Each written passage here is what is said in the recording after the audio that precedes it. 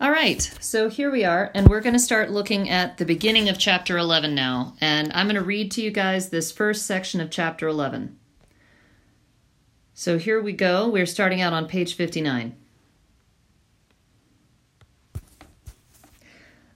I now come to that part of my life during which I planned and finally succeeded in making my escape from slavery.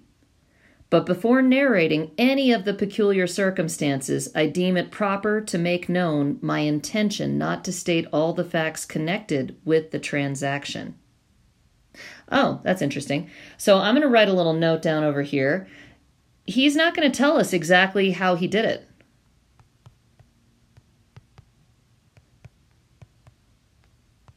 He's not going to tell us how he escaped. So we might start to wonder, well, why not?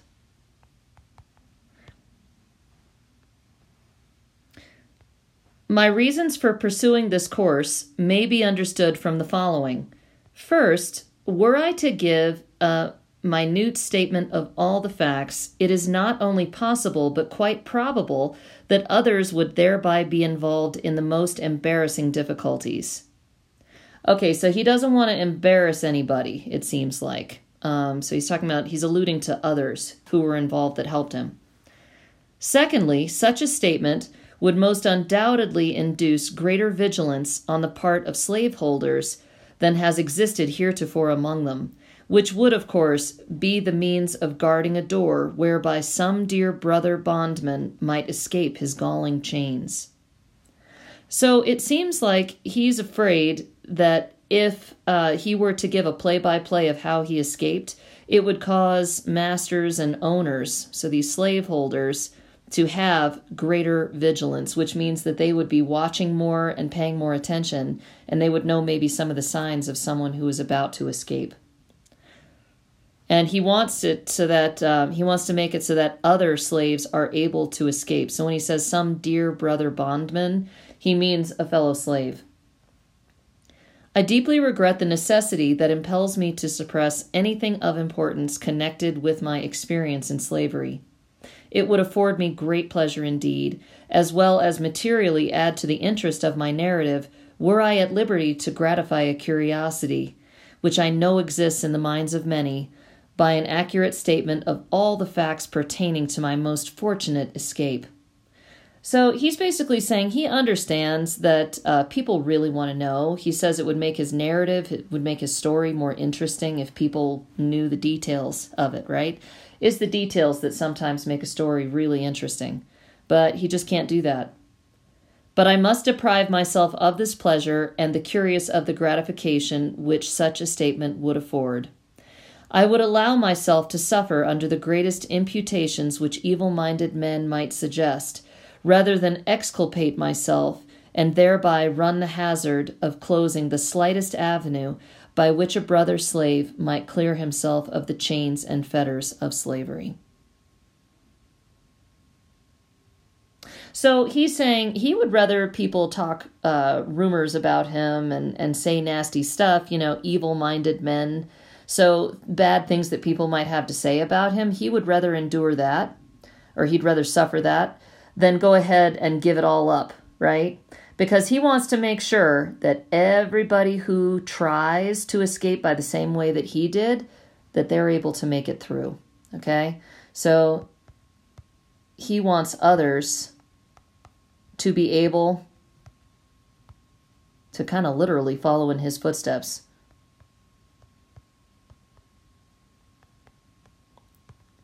And escape. That's really important to him.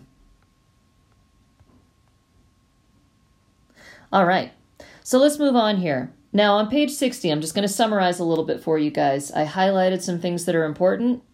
So you may want to pause and kind of take a look at some of these yourselves if you wish. But these are the parts that I've kind of pulled out. So on page 60, he is talking about the Underground Railroad. And he's saying that really, because people talk about it so much, they might as well call it the Upper Ground Railroad.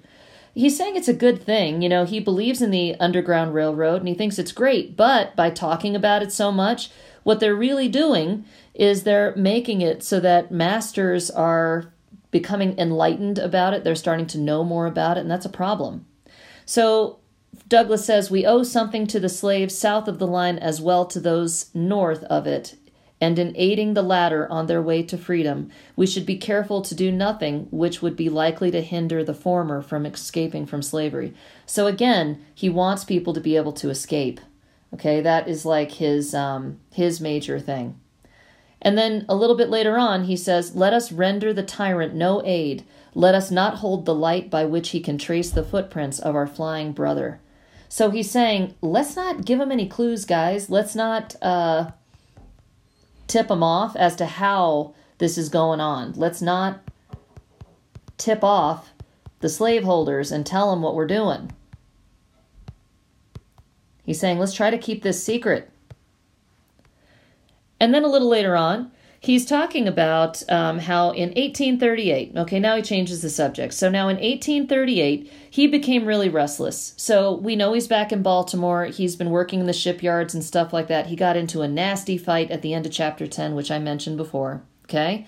But now he's hiring himself out. He's making these weekly wages, doing this great work in shipyards and stuff like that. And basically, he's having to hand over his money to Master Hugh every single time. So every week, he's handing it over, and Master Hugh says, is this all? So pretty nasty about it, right? And pretty stingy. And Frederick Douglass is not getting to keep any additional money here. So basically, there is this thing, though, where sometimes slaves were allowed to hire themselves out if there were extra time. Yeah, right. Not much available, right? But anyway, so in the spring of 1838, Master Thomas from back in the rural part of Maryland, he comes to Baltimore to purchase some stuff, like to go shopping or whatever. And then Frederick Douglass gets the opportunity to talk to him and says, hey, can I hire my time out, please, so I can make a little extra? And then Master Thomas says, no way. No way am I going to allow you to do that, because you will try to escape.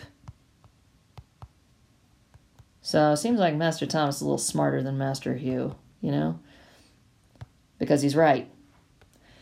And anyway, going on down a little further, later on, after Master Thomas is gone, then with Master Hugh, now Frederick Douglass is again asking to be able to hire his time out. If he has extra time, he's saying, hey, can I hire my time out? Can I make a little extra? And Master Thomas says, instead of having like a regular position also, he would hire himself out here and there, right? So Master Hugh initially is kind of like, I don't know if this is such a good idea, but then he goes, you know what? Why not? So Frederick Douglass was allowed all of his time. He could make all of the contracts as to where he was going to work, but then he still had to give all of his money to Master Hugh. I was to pay him $3 at the end of each week. I was supposed to get my own tools for caulking, you know, the thing where you're sealing up the ships so that they don't leak and stuff like that. And he has to pay for rent, which is ridiculous, right? And his own clothing. And that cost him $2.50. Okay, and then with the wear and tear of all of his stuff, he was going to have to pay Master Hugh about $6 a week, which is kind of a lot. But Frederick Douglass determines that he's going to make as much money as he possibly can and then just give Master Hugh the $6 because he is bending himself on the work of making money. Money equals freedom. He wants to get out of there. All right, so moving on to page 62, he went on from May until August doing this, right? Master Hugh then changed his mind. He says, no more. And the reason why he says no more is typically Frederick Douglass was giving him his pay. He was giving Master Hugh his pay every Saturday evening or something like that, or every Saturday. But this one time, Frederick Douglass decides to go to a camp, some kind of a camp meeting with some friends, and he stays a little longer, and he doesn't give the money to Master Hugh right away. Master Hugh gets mad. He gets, like, seriously angry. Like, That's Master Hugh. Okay? And so Master Hugh says, nope, you are not hiring yourself out anymore. I am done with this. So instead, Frederick Douglass says, you know what? Fine then. I am not going to work next week. So basically, he doesn't work at all as revenge right? Which is pretty, that's something, right? That's really making a stand. And then he tells him, yep, I got no money to give you at the end of the next week. And then Master Hugh, it looks like he's about to hit him or something, but then he decides not to. He doesn't, because Frederick Douglass was saying, you know what? It was going to be blow for blow if that guy lay a finger on me. And then finally, it was resolved upon the 3rd day of September. That is when Frederick Douglass says, you know what? I am tired of this nonsense. It is time to make another escape attempt, because this is his second attempt now, right? So his object is he's going to work as much as he possibly can, right, to make it so that Master Hugh's not suspicious, and then he's going to get out, okay? He's going to run away. So it says here, he carried him his full wages. I carried him my full wages, and so well pleased was he that he gave me 25 cents. He gave me a quarter. Wow, that sounds nice. No, not really. That's nothing, right? Because he worked for all of it. He should earn all of it. So let's go ahead and let's read this next section together on 63. We've got, things went on without very smoothly indeed, but within there was trouble. It was impossible for me to describe my feelings as the time of contemplated start drew near. See, he's anticipating escape. It's coming up. I had a number of warm-hearted friends in Baltimore, friends that I loved almost as I did my life, and the thought of being separated from them forever was painful beyond expression. It is my opinion that thousands would escape from slavery who now remain, but for the strong cords of affection that bind them to their friends. The thought of leaving my friends was decidedly the most painful thought with which I had to contend. The love of them was my tender point and shook my decision more than all things else. Oh, so he's saying he's having a hard time thinking about leaving because he's going, what about my friends, you know? What about these people who he loves, you know? He's thinking about how he's going to have to leave everybody behind. He's leaving everyone he cares about and all these relationships he's made and that kind of stuff and friends, how he's leaving everyone behind.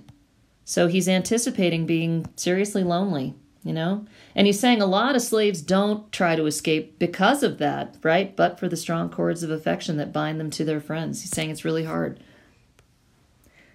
Besides the pain of separation, the dread and apprehension of a failure exceeded what I had experienced at my first attempt.